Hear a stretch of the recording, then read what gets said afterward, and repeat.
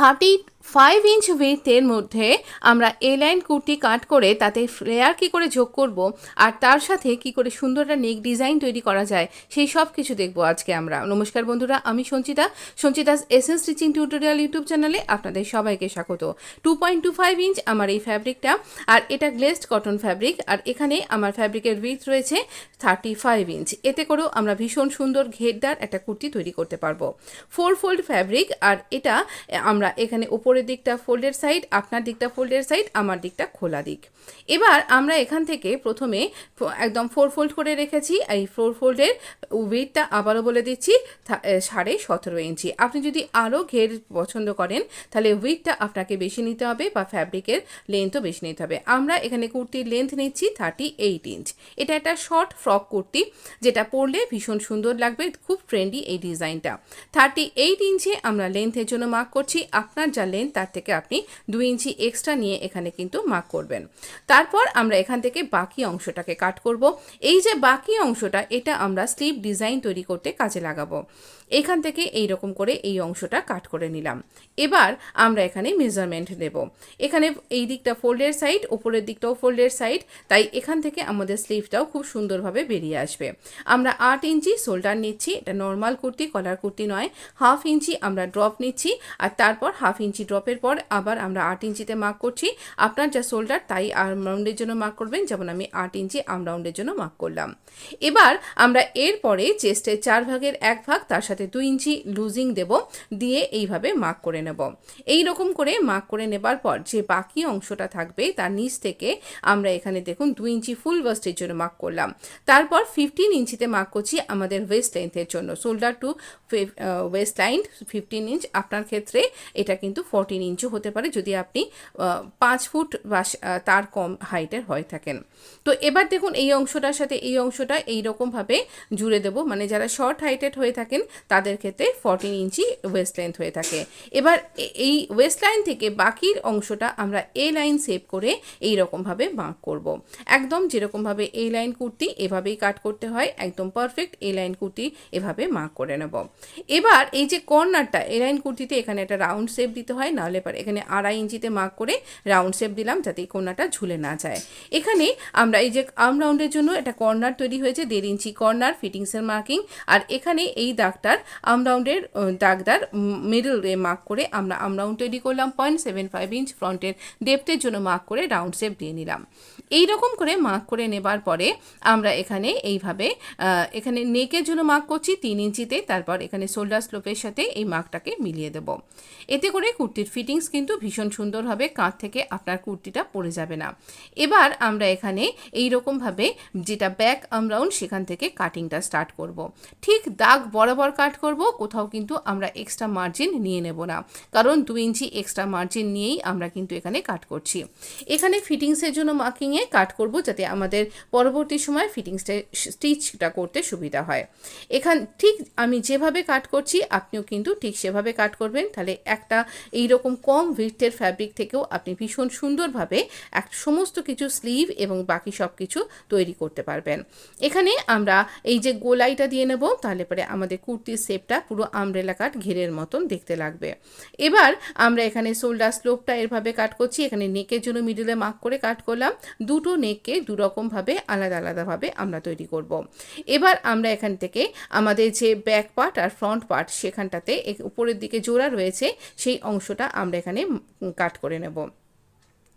এবার ব্যাক পার্টটাকে সরিয়ে রেখে দুটো অংশ ফ্রন্ট পার্টের এই পার্টটাকে ফোল্ড করলাম এবং ফ্রন্টের যে ডেপথটা সেটা এখানে কাট করব। এই সময় কিন্তু আপনার এই যে ফিটিংস এন্ড মার্কিং এই কাটিংগুলো যেন একদম মিলে যায়, তাহলে আপনার এই মার্কিংটা একদম পারফেক্ট হবে, ঠিকঠাকভাবে হবে। এবারে আবার আমরা ব্যাক পার্টটাকে এখানে রাখবো, দুটো পার্টকে সমানভাবে টান টান করে রাখবো। এখানে যে বাকি ফ্যাব্রিকটা বেরিয়ে এলো সেখান থেকে আমরা স্লিভ বার করব। স্লিভের জন্য একটা হিসাব রয়েছে, যেমন ধরুন আমার আর্ম রাউন্ড হচ্ছে 8 ইঞ্চি, আমি 3 ইঞ্চি এক্সট্রা নিয়ে 11 ইঞ্চি স্লিভের উইথ রাখবো। তাহলে পরে স্লিভটা যখন আমরা জয়েন্ট করব কোথাও আমাদের ফ্যাব্রিক কম পড়ে যাবে না। এই বাকি পার্টটা কিন্তু ফেলবেন না, এই ফ্যাব্রিকটার কোনো অংশই ফেলা যায়নি। এবার দেখুন এই দুটো উল্টো দিক আমি মুখোমুখি রেখে 4 ফোল্ড করে নিলাম। এবার আমাদের উইথটা তো 11 ইঞ্চি হয়েই রইল। এবার আমাদের এখানে যে বটমটা সেটা নিচ্ছি 6.5 ইঞ্চ, এখানে 6.5 ইঞ্চি বটমটা নিচ্ছি। এবারে আমরা 3.5 ইঞ্চ, এছাড়াও কিন্তু আমরা এখানে স্লিভের লেন্থ বাড়াবো। 3.5 ইঞ্চি ড্রপ নিলাম, আর এখানে আমরা 2 ইঞ্চি এর লুজিং দিয়ে এইভাবে স্লিভ রাউন্ডটা ড্র করে নিলাম। এখানে আমি ভীষণ সুন্দর এই কুর্তিতে স্লিভ ডিজাইন তৈরি করেছি। তো এখানে এইরকমভাবে এই অংশটা দাগ বরাবর কাট করব, আর কোথাও কিন্তু যেখানে যা যা মার্জিন আছে সেই মার্জিনটা বজায় রেখে কাট করব। এক্সট্রা কোথাও ফ্যাব্রিক রাখার দরকার নেই, ওই যে নিচ থেকে ফ্যাব্রিকটা বেরোলো সেই দিয়ে আমরা কিন্তু স্লিভ ডিজাইন তৈরি করেছি। এই ভিডিওর ঠিক আগের ভিডিওতে পাবলিশ হয়ে গেছে সেই স্লিভ ডিজাইনের ভিডিওটা, যদি আপনি মনে করছেন একবার দেখবেন অবশ্যই দেখতে পারেন। ভীষণ সুন্দর ট্রেন্ডি একটা বেলুন স্লিভ আমি তৈরি করেছি, যেটাকে বিশপ স্লিভও বলা হয়। এই দেখুন এইরকমভাবে ফ্রন্টের ডেপটা কাট করলাম, এই হচ্ছে সেই স্লিভের ডিজাইনটা। অবশ্যই এই আই বাটনে ক্লিক করতে ভুলবেন না। এছাড়াও আপনি আমার চ্যানেলে গিয়েও দেখতে পারেন। এবার দেখুন এই যে 4 ফোল্ডটা রইল, এই 4টে কলি বেরিয়েছে, এখানে ওপরের দিক থেকে আমরা 1 ইঞ্চিতে মার্ক করব। 1 ইঞ্চিতে মার্ক করে এই কলিগুলোর ওপরের দিকটা সমান করব।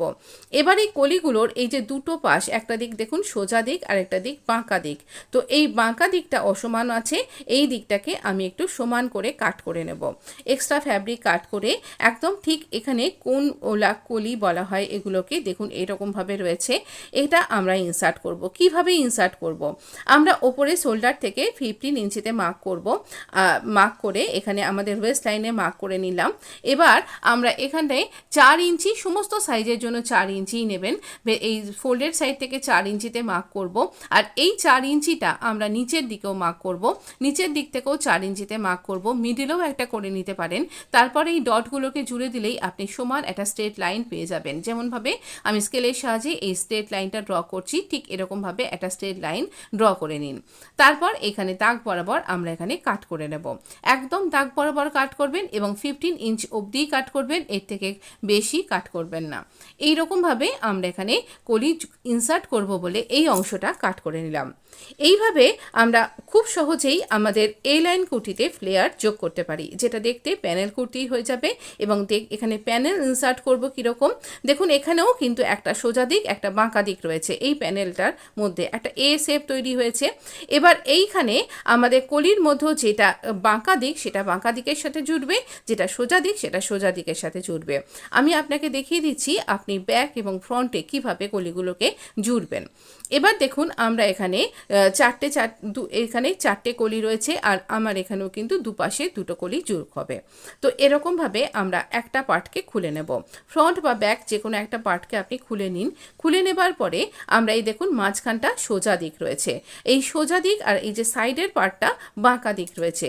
তো আমরা কলিরও যেটা সোজা দিক সেই সোজা দিকের সাথে লাগিয়ে রাখবো, আর বাঁকা দিকটা বাঁকা দিকের সাথে লাগিয়ে রাখবো। একদম স্ট্রেট সেলাই দিলেই এটা জোড়া হয়ে যাবে। কিন্তু এই কোনা অংশটা আপনার উপরের দিকে কিভাবে ইনসার্ট করলে একদম ইনভিজিবলভাবে স্টিচ হবে আমি আপনাকে মেশিনে দেখিয়ে দিচ্ছি। তো এইরকমভাবে অতি সহজেই আপনি কম উইডথের ফ্যাব্রিক দিয়েও ভীষণ সুন্দরভাবে তৈরি করতে পারবেন। পিন দিয়ে অবশ্যই দুটো পার্টকে এইরকমভাবে আটকে রাখুন, না হলে আপনার অনেক ফ্যাব্রিকের মধ্যে বা এই স্টিচিং পার্টের মধ্যে কোন দিকটা কোন দিকে জুড়বেন উল্টে গেলেই কিন্তু এই ডিজাইনটা গন্ডগোল হয়ে যাবে। তাই অবশ্যই যে সোজা দিকটা যে কোনো একটা দিককে আপনি এইভাবে জুড়ে নিন পিন দিয়ে। চলুন এবং স্টিচিংটা দেখাই। এখানে আপনার লাইটের একটু দেখুন এইরকমভাবে আমরা উপরের দিকটাতে রাখছি, রেখে একদম দুটো অংশকে সমানভাবে ধরে স্টিচ করে দেব। এখানে কিন্তু কোনো দিকে টানাটানি করবেন না। এখানে আলোটা আপনার একটু অসুবিধা হতে পারে, কিন্তু ভিডিও কিন্তু খুব সুন্দর এসছে। টর্চের আলোয় করতে হয়েছে বন্ধু, পাওয়ার অফ হয়ে গেছিলো, তো সেই জন্য এই পার্টটা এইরকমভাবে স্টিচ করতে হয়েছে।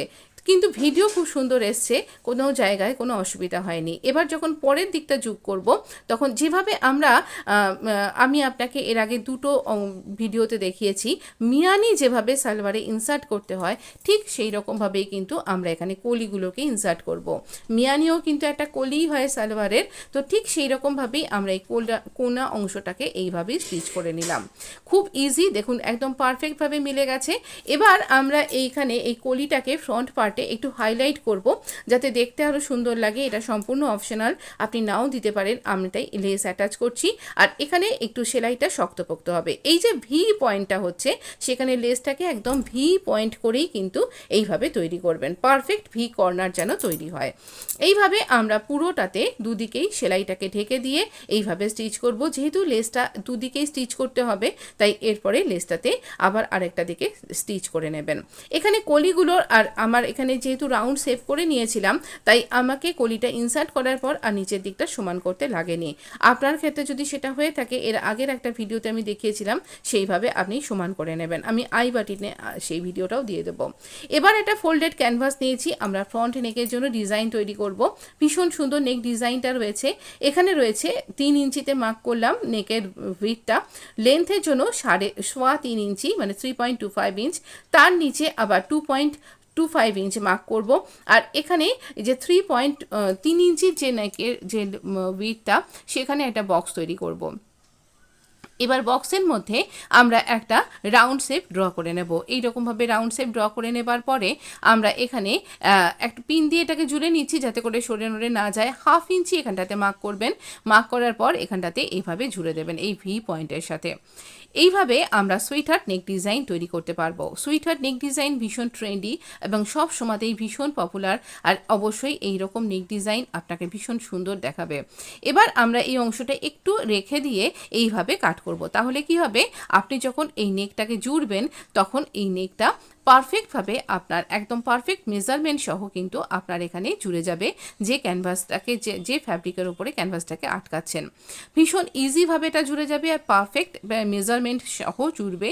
তাই জন্য এই অংশটাকে রেখে কাট করবেন। এবার দেখুন কীরকম দাঁড়াচ্ছে। এই হচ্ছে আমাদের এই নেকটা। এটাকে ফ্যাব্রিকের উপরে আটকে নেব। ফ্যাব্রিকের উপরে আটকে নেবার পর আমরা এই কোনাগুলো এভাবে কাট করে নেব, যাতে এটাকে এইভাবে ফোল্ড করে স্টিচ করে নিতে পারি। তো আমার এখানে স্টিচ করা হয়ে গেছে, আমি পিন দিয়ে সমস্ত জায়গায় আটকে নিয়েছি। এর যে মিডল পয়েন্টটা, তার থেকে নিচে 7 ইঞ্চি নিচে আমরা একটা স্ট্রেট মার্ক করেছি, আর এখানে এই লেসটা ইনসার্ট করব। লেসের দুদিকে ফ্লাওয়ারটা এরকমভাবে দুদিকে যাচ্ছে, যদি তাই জন্য মাঝখান থেকে কাট করে লেসের ফ্লাওয়ারটাকে আমি একই রোটেশনে রাখলাম। এবার আমরা শুধুমাত্র ভি পোর্শনটাতে স্টিচ করব। একদম ভি এর যে কর্নারটা, সেইভাবেই কর্নারটাকে রাখবেন। তো রেখে এই ভি পোর্শনটাতে স্টিচ করে নেবার পরে এখান থেকে সুতোকে কাট করে লেসের সুতো কিন্তু ইউজ করব। আপনি খেয়াল করুন আমি কোথায় কোথায় সুতোটাকে চেঞ্জ করছি, এটা কিন্তু খুব দরকারি। এবারে এই একটুখানি ওপরের দিকে লেসটাকে বাড়িয়ে রেখে 1.5 ইঞ্চি মতন বাড়িয়ে রাখুন, রেখে এইখানে একদম ভিটার ধার ঘেঁষে ঘেঁষে লেসের ওপর দিয়ে স্টিচ করব। এই যে প্ল্যাকেট এর জন্য যে দাগ দিলাম, সেই অংশটাতে স্টিচ করব। এখানে প্ল্যাকেটকে কাট করতে হবে না, আমরা এখানে সমানভাবে এইভাবে স্টিচ করে নেব, কিন্তু প্ল্যাকেটের মতোই এটা দেখতে হবে, আর প্ল্যাকেট নেক ডিজাইনই তৈরি হবে। এখানটাতে একদম প্ল্যাকেটে যেভাবে আমরা কর্নার করি সেইভাবেই কর্নার করব। এক্সট্রা লেস আমরা পরে কাট করছি, কর্নারটাতে সুন্দরভাবে স্টিচ করে নিন। এবার আমরা আরেকটা দিকে যে ভিটা, সেখানে এভাবে ফোল্ড করে সাইড করে দিয়ে এখানেও ওরকম 1.5 ইঞ্চি মতন বা 1.25 ইঞ্চ মতন লেসকে ওপরের দিকে বাড়িয়ে রেখে এইভাবে আমরা এখানটা স্টিচ করব। একদম ধার ঘেঁষে ঘেঁষে স্টিচ করবেন, কিন্তু যেন ভি এর ওপরে যে ফ্যাব্রিকটা, সেখানে যেন স্টিচটা না পড়ে। এইভাবে আমরা এখানে স্টিচ করে নেব। এখানেও আপনি ইচ্ছা করলে এর মাঝখানটাতে এই পুটলি বাটন বা ট্রায়াঙ্গেল ইত্যাদি করতে পারেন। যেহেতু আমার এই লেসটা ভীষণ হাইলাইটেড, আমি লেসটাকে অনেক বেশি গুরুত্ব দিচ্ছি, সেই জন্য আমি এখানে আর কিছু জুড়িনি। তো এখানে এই রকমভাবে এখানটাতেও কর্নারটাতে কাট করব, এক্সট্রা লেসকে কাট করব, আর এইভাবে এখানেও কর্নার করে সেমভাবে আমরা এখানটাতে স্টিচ করে নেব। একদম এখানে কাট করে নিয়েই কিন্তু বসাতে হবে, নালে ফিনিশিংটা ভালো আসবে না। এইভাবে আমরা লেসটাতে একটা এরকম শেপ দিয়ে নেব। তো এরকমভাবে শেপ দিলে এটা দেখতে ভীষণ সুন্দর লাগবে, আর অবশ্যই শেপ দেওয়াটাও অপশনাল। এখানে আমি এরপর এই রাউন্ড অংশটাতে স্টিচ করব। দেখুন আবারও কিন্তু সুতোটা চেঞ্জ করে নিয়েছি আমরা। এই রকমভাবে আমরা নেকটার ফিনিশিং করব। আর ভিটাতে স্টিচ করব না, কারণ ওটা তো স্টিচ করা হয়ে গেছে। এইভাবে সমানভাবে বসিয়ে নিয়ে আমরা রাউন্ড নেকটাকে সুন্দরভাবে স্টিচ করে নেব। এই রকমভাবে একদম ক্যানভাসের ধার ঘেঁষে স্টিচ করবেন। এখানটা যেহেতু মোটা হয়ে রয়ে থাকবে, একটু স্টিচ করতে আপনার অসুবিধা হতে পারে, সাবধানে করবেন। এবার কিছুটা ফ্যাব্রিক রেখে আমরা বাকি অংশের ফ্যাব্রিকটাকে কাট করব। আর এখানটাতেও যেহেতু এই লেসের জন্য এই অংশটা মোটা হয়ে যাচ্ছে, তাই একটু কাট করতে অসুবিধা হচ্ছে। তো সাবধানে করবেন যেন কোথাও টেনে বেঁকে না যায়। ভেতরের ভি অংশতে কাট করে ছোট ছোট কাট করে নেব। আর এই রকমভাবে কাট করে নিয়ে আমরা এবার এটাকে টার্ন করে নেব, যেমন নর্মাল নেকের ক্ষেত্রে টার্ন করে থাকি। দেখুন এখানে কি সুন্দরভাবে আমাদের নেক ডিজাইনটা বেরিয়ে এলো। আর এটা দেখতে ভীষণ ভীষণ সুন্দর হয়েছে। মানে একেবারে রেডিমেড স্টাইল কুর্তি যেভাবে তৈরি হয়, যেভাবে আপনি ব্র্যান্ডেড স্টাইল কুর্তিগুলো কিনে আপনি ক্যারি করেন, ঠিক সেই রকম হয়েছে, যেটা আপনি বাড়িতে অনায়াসেই বিনা দ্বিধায় তৈরি করতে পারবেন টিউটোরিয়াল পুরোপুরি ফলো করে। বিভিন্ন জায়গায় এখানে আমরা বিভিন্ন সুতো ইউজ করব। আর এই যে ভেতরের যে অংশটা ভেতরে ইনসার্ট হয়ে গেল, সেই উল্টো দিকটাতে আমরা হেম করে ওই অংশটাকে বসিয়ে নেব। হেম এমনভাবে করতে হবে যাতে করে এই সুতোটা বাইরে দেখা না যায়। এবার এইখানে আমরা ভিটাকে স্টিচ করছি যেখানে যেখানে আমাদের হোয়াইট কালারটা রয়েছে। এতে করে ভীষণ সুন্দরভাবে একটা কিনারি বরাবর টপ স্টিচ করতে হবে। এতে নেকটা ভালোভাবে বসে যাবে আর দেখতে খুবই সুন্দর লাগবে।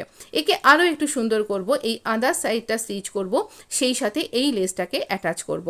এতে করে এই আমার এই ভেতরে যে গোল্ডেন যে বিডসগুলো রয়েছে, যে চুমকিগুলো রয়েছে, তার সাথে এই লেসটা সুন্দর ম্যাচ করে যাচ্ছে। তাই এখানে দেখুন এই ভি পোর্শনে একটা ছোট্ট প্লিট পড়বে, একদম পিঞ্চ মতন। তো সেটা দিতে ভুলবেন না, নাহলে কিন্তু ভালো লাগবে না দেখতে। এবার এখানে কর্নার করব এই লেসটা দিয়ে। তার মানে এখানে এমন একটা লেস অ্যাটাচ করতে হবে যেটা ইজিলি কর্নার করা যাবে, ইজিলি সমস্ত দিকে ঘুরিয়ে নেওয়া যাবে। খুব একটা চওড়া লেস এখানে ইউজ করলে ভালো লাগবে না, তবে আপনি করতেও পারেন, তেমন কোনো অসুবিধা নেই। এটা রাউন্ড শেপ নয়, সে একটা কোনা গলায় কী করে আপনি লেস অ্যাটাচ করবেন সেটাও আপনাকে এই সুযোগে দেখিয়ে দেওয়া হলো।